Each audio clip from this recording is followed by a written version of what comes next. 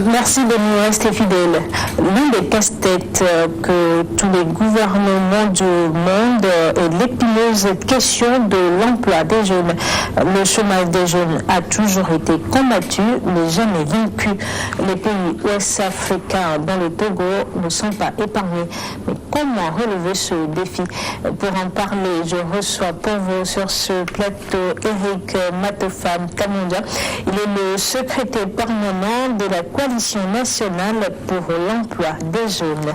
Bienvenue, Monsieur Kamondia. Merci. La problématique de l'emploi des jeunes n'a pas fini d'exister. C'est vrai, l'emploi des jeunes est une question cruciale, aussi bien pour les États que pour les autres partenaires. Je crois que toutes les politiques aujourd'hui, que ce soit politique publique, politique sociale, toutes ces politiques ont pour finalité donc la création de l'emploi. Voilà la grande orientation en ce qui concerne l'emploi. C'est-à-dire que cette problématique est toujours d'actualité? Absolument.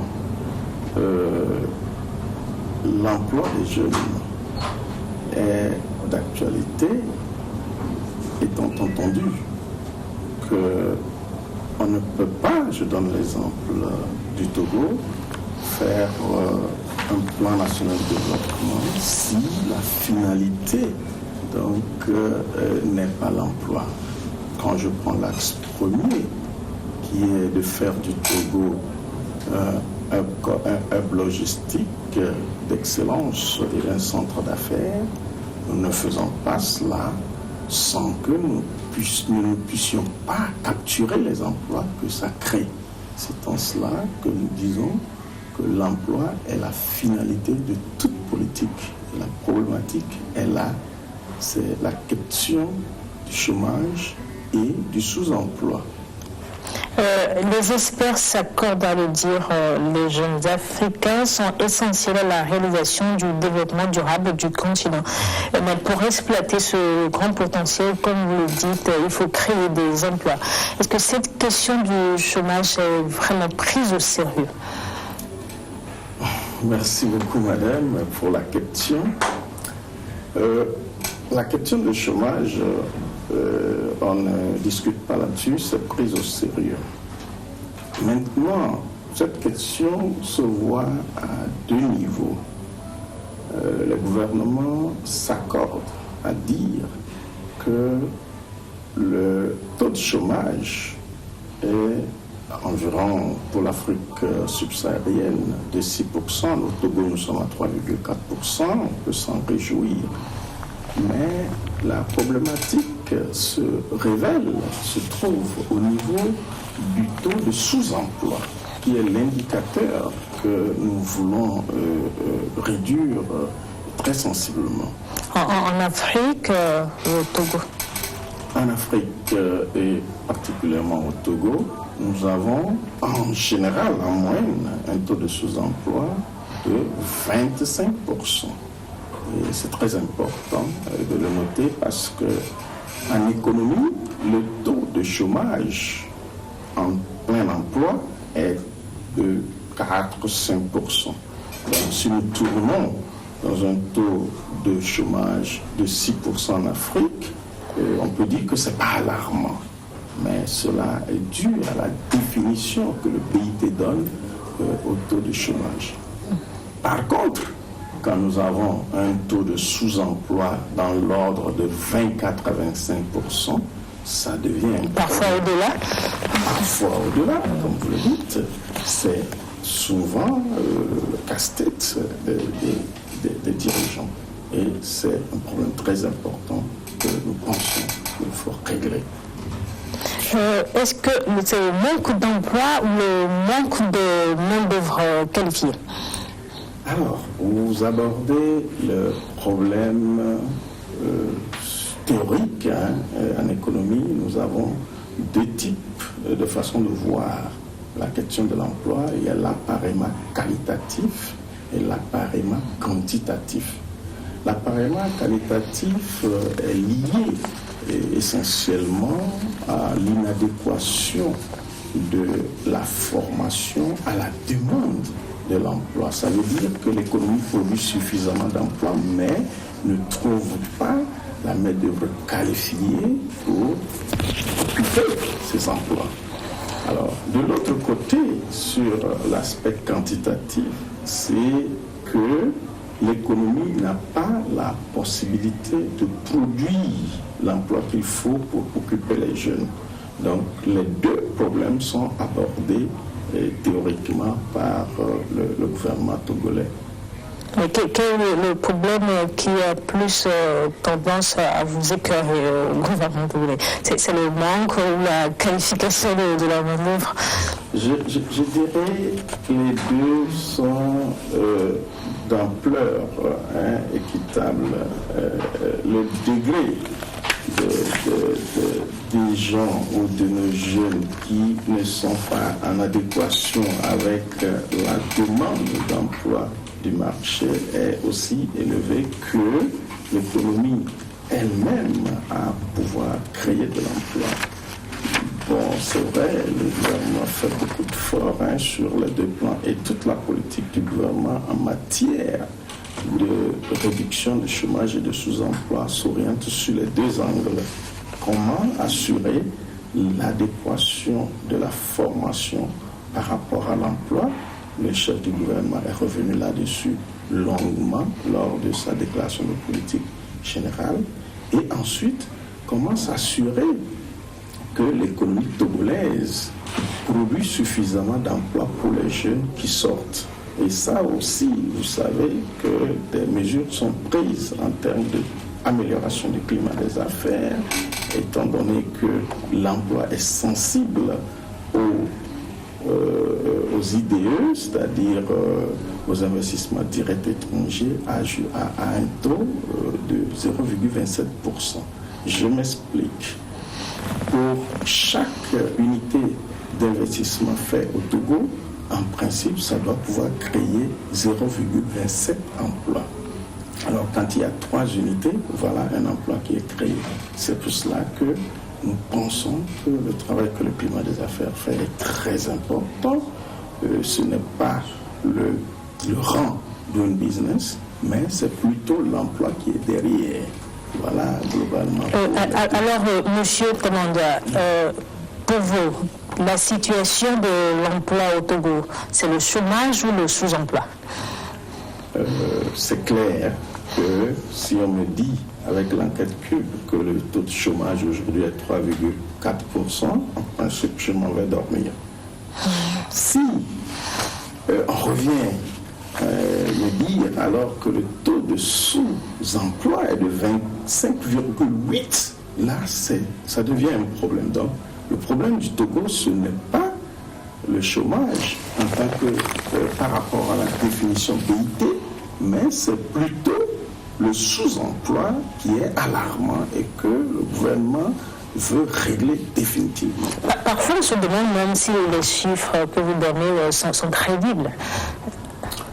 En ce qui concerne les chiffres, c'est fait par les institutions crédibles. L'enquête Cube que je cite provient donc de l'INSEAD, qui est l'institution crédible nationale qui s'occupe de donner les chiffres. Et les chiffres sont vrais et corrects dans leur définition. C'est la définition donnée pour calculer le taux de chômage qui a été fait et le résultat est là. Maintenant, il y a la perception du public qui pense que c'est plus que ça. Ça, c'est différent. Ça, c'est deux choses différentes. Mais elles sont scientifiquement calculées. Je vais vous poser une autre question. La population africaine, elle est très jeune. Certains estiment que la donne démographique et celle du chômage devrait apparaître plus longtemps. Êtes-vous de cet avis? Oui, là aussi, madame, c'est deux écoles de pensée. Il y a, comme vous le dites, certains estiment que avoir une population galopante crée des problèmes de chômage et quand le cycle continue, ça devient insupportable, insoutenable. Mais alors, de l'autre côté de la balance, nous avons un courant de pensée qui pense qu'avoir une population jeune de 65%, comme nous l'avons aujourd'hui dans notre pays, est un gisement de compétences potentielles pour la croissance et le développement. En conséquence, la donne démographique est très très liée donc, à la question du chômage. Mais on peut le voir de deux côtés. Le côté positif, c'est ce que nous utilisons au Togo pour dire que la jeunesse est un gisement important pour le développement. Mais un atout qui pose problème. C'est vrai. En principe, un atout ne devait pas poser de problème. Il suffit de bien orienter selon les différentes politiques du gouvernement. Cet atout, comment nous orientons cette jeunesse-là? Il y a deux niveaux d'orientation. Il y a l'employabilité et l'auto-emploi qui est l'entrepreneuriat. Alors, plusieurs interventions, peut-être on va en parler bientôt, plusieurs interventions sont faites par l'État togolais pour régler ces deux questions-là. Comment est-ce que vous situez les responsabilités quant à la question de l'emploi des jeunes au Togo? Oui, merci madame. Je ne situe pas les responsabilités, mais je partage les responsabilités. Alors, les responsabilités sont partagées à trois niveaux. Le premier niveau, c'est au niveau de l'élaboration des politiques, au niveau public. Le gouvernement et les gouvernements pensent qu'il faut régler le problème là définitivement. Ils ont une part d'action à mener. Ensuite, le secteur privé, qui est le créateur d'emplois par excellence et par essence. Il n'est pas question qu'on pense que c'est le gouvernement qui crée de l'emploi. Le gouvernement pousse, aide et fait de la promotion, mais ne peut pas créer directement de l'emploi. C'est le secteur privé qui crée de l'emploi. Donc, le secteur privé a une part de responsabilité. Et enfin, les partenaires techniques et financiers doivent pouvoir orienter leur action sur cette question de l'emploi des jeunes et en permanence. Et voilà les trois entités qui sont en charge de partager donc cette responsabilité, comme vous le dites. Les jeunes, eux, ils n'ont aucune responsabilité. Voilà le piège en réalité. Je crois que la cible, la concentration se fait autour de la cible. Les partenaires sont là, le secteur public, le secteur privé, et les PTF et les OSC, c'est-à-dire les organisations de la société civile, mais tout tourne autour de la cible, tout tourne autour de la jeunesse. Les besoins viennent de la jeunesse. Et c'est pour cela que nous disons que la cible est la partie la plus importante. Maintenant, leur responsabilité dans la part du chômage, en réalité, on ne peut pas situer la responsabilité des jeunes dans la part du chômage. Si les jeunes sont bien orientés par rapport au marché, il n'y aura plus de problème. Ça veut dire qu'aujourd'hui, l'orientation pose problème? Absolument. Je donne un exemple. Nous avons un PND avec 3 axes.